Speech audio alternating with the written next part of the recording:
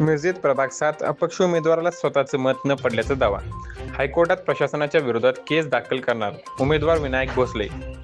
मिरजेतील प्रभाग क्रमांक 7 मध्ये सांगली, मिरज आणि कुपवाड महानगरपालिकेच्या नुकत्याच झालेल्या निवडणुकीत अपक्ष उमेदवार विनायक भोसले यांनी अर्ज दाखल केला होता. पण त्यांच्या स्वतःच्या 6 नंबर बूथवरच त्यांचे आणि त्यांच्या घरच्यांचे मतदान न झाल्याचे आरोप केला आहे.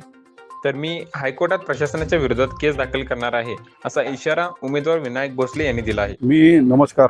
मी प्रभाग क्रमांक 7 मधला उमेदवार ब गटातून विनायकराजे भोसले. मी अपक्ष लढलो आहे. त्याच्यामध्ये मला जनतेचा प्रतिसाद मिळाला. 118 मतानं मला मतदान केलं.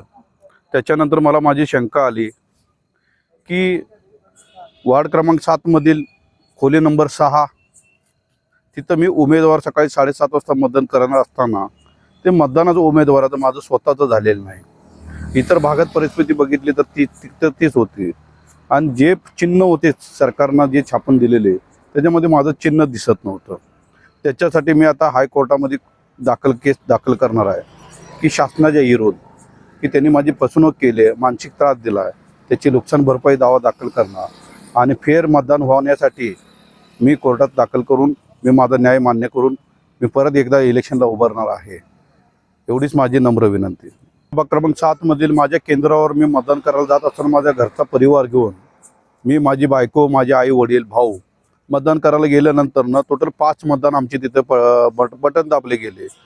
त्याच्यानंतर शंका आली की 5 मतदानसुद्धा आमचे तिथं त्या मशीन केंद्रावर झालेलं नाही.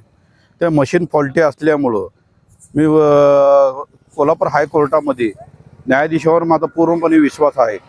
तिथं मला माझ्या इलेक्शनामध्ये जे माझा पराभव झाला आहे तिथं मला न्याय मिळेल.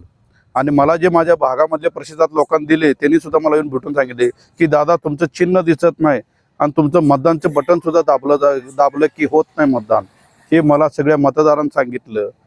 माझी शासनाला एक विनंती आहे की निवडणूक आयोगाला की माझ्या प्रभाग क्रमांक 7 मध्ये मिरज शहरामध्ये माझ्या वार्डात सर्वे करा.